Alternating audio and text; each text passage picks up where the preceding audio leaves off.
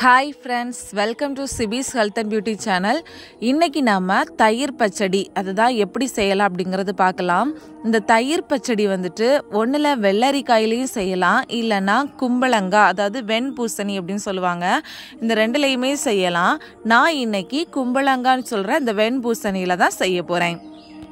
Okay friends, நீங்கள் video பார்க்குறதுக்கு முன்னாடி என்னோட சேனலை நீங்கள் ஃபர்ஸ்ட் டைம் பார்க்குறீங்க அப்படின்னா மறக்காமல் சேனலை சப்ஸ்கிரைப் பண்ணிக்கோங்க. வாங்க வீடியோக்குள்ளே போகலாம். முதல்ல நம்ம இந்த காய்க்கு வெளிப்புறத்தில் இருக்கிற தோலை நல்லா இந்த மாதிரி சீவி எடுத்துக்கலாம். நீங்கள் இந்த வெண்பூசணியில் பண்ணினாலும் வெள்ளரிக்காயில் பண்ணினாலும் சேம் மெத்தடு தான். வெள்ளரிக்காய்க்கும் இதே மாதிரி தான் வெளிப்புற தோலை வெட்டி எடுத்துட்டு உள்ளே இருக்கிற இந்த விதை பகுதியையும் நம்ம வெட்டி வெளியில் எடுத்துடணும். வெளிப்புற தோலையும் உள்புறத்தில் உள்ள விதை பகுதியையும் நீக்கிட்டு இந்த தண்டு மாதிரி இருக்கிற இந்த காயோட இந்த பகுதியை மட்டும்தான் நம்ம பயன்படுத்தணும். இனி இந்த வெட்டி வச்சிருக்கிற இந்த பெரிய துண்டுகளை சின்ன சின்ன துண்டுகளாட்டு நம்ம நறுக்கி எடுத்துக்கலாம். இனி பச்சடி செய்யறதுக்கு தேவையான பொருட்களை நம்ம எடுத்து வச்சுக்கலாம். 1/2 கப் துருவிய தேங்காய், 3 பச்சை மிளகாய், 2 சின்ன வெங்காயம் தாளிக்கிறதுக்காக, கொஞ்சமாக கறிவேப்பிலை, அப்புறமா 1/4 டீஸ்பூன் மஞ்சள் தூள், 4 நல்ல மிளகு, 1/4 டீஸ்பூன் ஜீரகம், 1/4 டீஸ்பூன் கடுகு, 1/4 டீஸ்பூன் உளுந்து. பச்சடி செய்கிறதுக்கு தேவையான முக்கியமான ஒரு பொருள் 1/4 லிட்டர் தயிர். ஸ்டவ் ஆன் பண்ணிவிட்டு ஒரு கடாயில் எண்ணெயை ஊற்றி சூடாக்கிக்கலாம். எண்ணெய் சூடானதும் நம்ம தாளிக்கிறதுக்கு தேவையான கடுகு, உளுந்து, வெட்டி வச்ச சின்ன வெங்காயம் இது எல்லாத்தையும் போட்டு கறிவேப்பிலையும் போட்டு நம்ம தாளிச்சிடலாம்.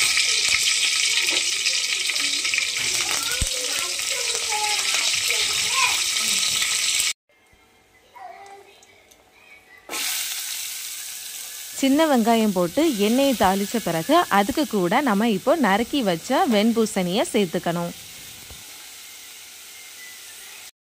இனி இந்த காய் எல்லாத்தையுமே சேர்த்துட்டு இதை நல்லா கிளறி விட்டுக்கலாம். இதுக்கு கூட தண்ணி எதுவுமே நம்ம சேர்க்க வேண்டாம். நம்ம இந்த எண்ணெயிலேயே முதல்ல நம்ம இதை கிளறி எடுத்துக்கணும். கொஞ்சம் வெந்த பிறகும் இந்த காயிலிருந்தே கொஞ்சமாக தண்ணி ஊறி வரும். ஸோ நீங்கள் எந்த தண்ணியுமே சேர்க்காம இதை நம்ம நல்லா கிளறி விட்டுக்கலாம். இது நல்லா கிளறி விட்டுட்டு ஒரு மூடி போட்டு விட்டுடுங்க. இது வேகட்டும். இந்த சமயத்தில் நம்ம இதுக்கு சேர்க்கறதுக்கு தேவையான மிளகு பொருளை நம்ம அரைக்கிறதுக்கு தயார் பண்ணிக்கலாம். ஒரு மிக்ஸி ஜாரில் நம்ம எடுத்து வச்ச தேங்காய், மிளகாய், வெள்ளைப்பூடு, கொஞ்சமாக மஞ்சள் தூள், அப்புறமா நல்ல மிளகு இது எல்லாத்தையுமே சேர்த்து முதல்ல தண்ணி இல்லாமல் ஒருக்க அரைச்சிக்கலாம். நல்லா அரைஞ்ச பிறகு தண்ணி சேர்த்து இன்னும் கூட நம்ம நல்லா நைஸாக மையாட்டு நம்ம அரைச்சி எடுத்துக்கணும். இந்த வெண்பூசணியில் ஏராளமான ஹெல்த் பெனிஃபிட்ஸ் இருக்குது. இதை நம்ம தயிர் பச்சடியாட்டு செய்து கொடுக்கறது மூலமாக பிள்ளைங்களும் பெரியவங்களும் நல்லா விரும்பி சாப்பிடுவாங்க.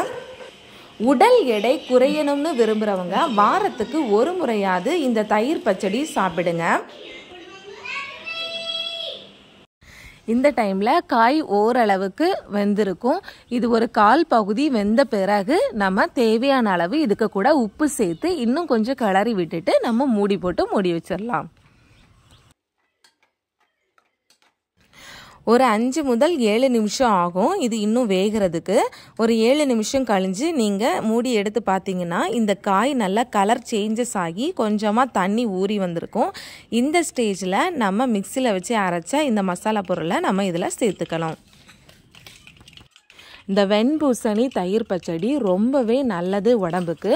உடம்பை குறைக்கணும்னு நினைக்கிறவங்க இந்த தயிர் பச்சடி சாப்பிடலாம். வெண்பூசணி சாப்பிட்றதுனால உடல் எடை குறையிறது மட்டும் இல்லாமல் ஜீரண சக்தியை அதிகரிக்குது, ஹார்ட் ஃபங்க்ஷனை மேம்படுத்துது, ரெஸ்பிரேட்டரி ப்ராப்ளம் ஏதாவது இருந்துச்சுன்னா அந்த ப்ராப்ளத்தை க்யூர் ஆக்குறதுக்கும் இந்த வெண்பூசணி உதவுது. கீட்டோஜெனிக் டயட்டுன்னு சொல்கிற டயட்டில் இந்த வெண்பூசணிக்கு முக்கிய பங்கு உண்டு. இந்த அரைச்ச இந்த மசாலாவை இதுக்கு கூட சேர்த்த பிறகு கரெக்டாக ஒரு 2 நிமிஷம் இதை கிளறி விட்டு நீங்கள் மூடி விட்டால் போதும்.